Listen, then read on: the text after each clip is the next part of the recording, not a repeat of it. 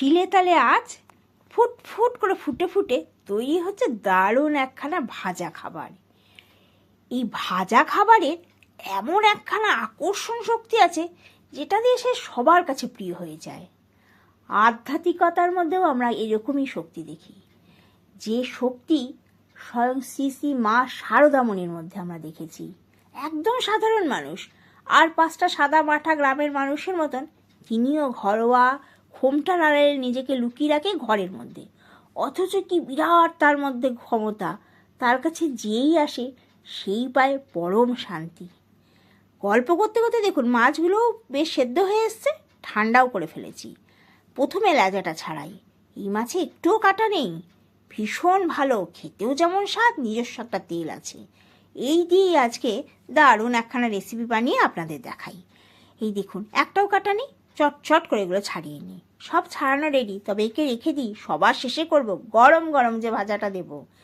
এইবার কচু শাকটা করে নিই। কচু শাক মানে একটু মিষ্টি তো লাগবেই, সঙ্গে ঝালটাও বেশ জিভে লাগা লাগা হবে। এবার নেড়ে চেড়ে শুকিয়ে নিলে কচু শাক একেবারে রেডি। আর এদিকে একখানা সবজি আজকে করবই করব।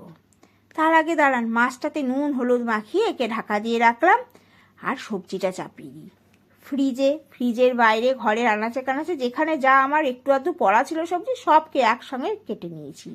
দেখবেন এখানে কি কি আছে দেখুন, কুমড়ো, বেগুন, এমনকি সরু সরু সজনে ডাঁটা, তার সঙ্গে আছে গাজর, ক্যাপসিকাম, সবাইকে দিয়েছি, কারোর যাতে মন খারাপ না হয়।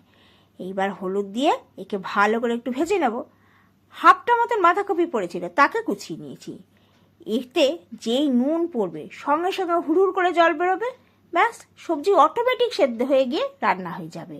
উপর থেকে ধনেপাতা ছড়িয়ে দিলে একেবারে রেডি হয়ে যাবে, শুধু পাতে ফেলার দেরি। হাত পা শুদ্ধ বরবটিকে গরম জলে দিয়ে দিয়েছি, হালকা ভাপিয়ে নিলেই হয়ে গেল। মিক্সিং জারে 4টে লঙ্কা আর বরবটি, ঝালটা জিভ অনুযায়ী দেবেন। এইবার এক পাক ঘুরিয়ে নেব। কড়াইতে ততক্ষণে কালো জিরাটা ভেজে বেশ সুন্দর গন্ধ বের করে ফেলেছি। উপর থেকে নুন হালকা নেড়ে চেড়ে নিলে রেডি। মাছগুলোকে ভাজতে ভাজতে মশলাটা রেডি করে ফেলি, সর্ষে পোস্ত রসুন, ঝালটা জীব অনুযায়ী। সব শেষে টমেটো একটা মাঝখানটা ফেলে দিয়ে শুদ্ধ এই চামড়াটা ভালো করে ফুটিয়ে গা মাখা মাখা করব। তবে সর্ষের তেল তো মোটেই দিইনি, এই বাটিতে একটু তেল ঘুরিয়ে নিলাম। এইভাবে কখনো করে দেখবেন, এই যে কাঁচা তেলের একটা সুন্দর গন্ধ একেবারে পাতে পড়লে তখনও বেরোয়, সঙ্গে সঙ্গে ঢাকা দিতে হবে। এইবার তুমি এসো। লঙ্কা বাটা, 2টো পেঁয়াজ একটু মোটা মোটা করে কেটে নিয়েছি, উপর থেকেই পেঁয়াজটা ভালো করে ছড়িয়েছি।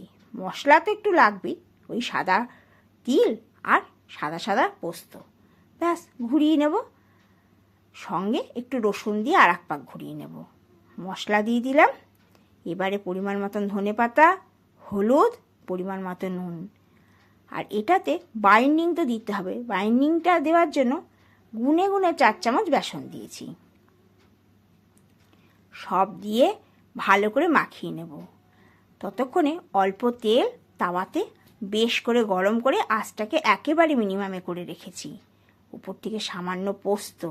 এইবার মুঠো করে করে যেমন মনের ইচ্ছা তেমন রকমের শেপ দাও।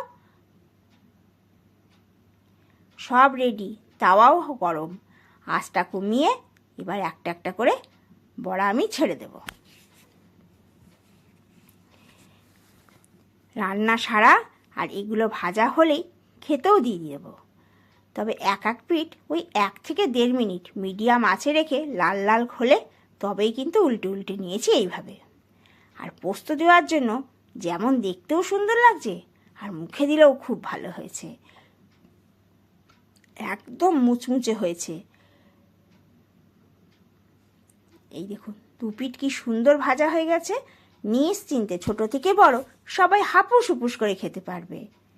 আজ আসি, কেমন? Bye bye.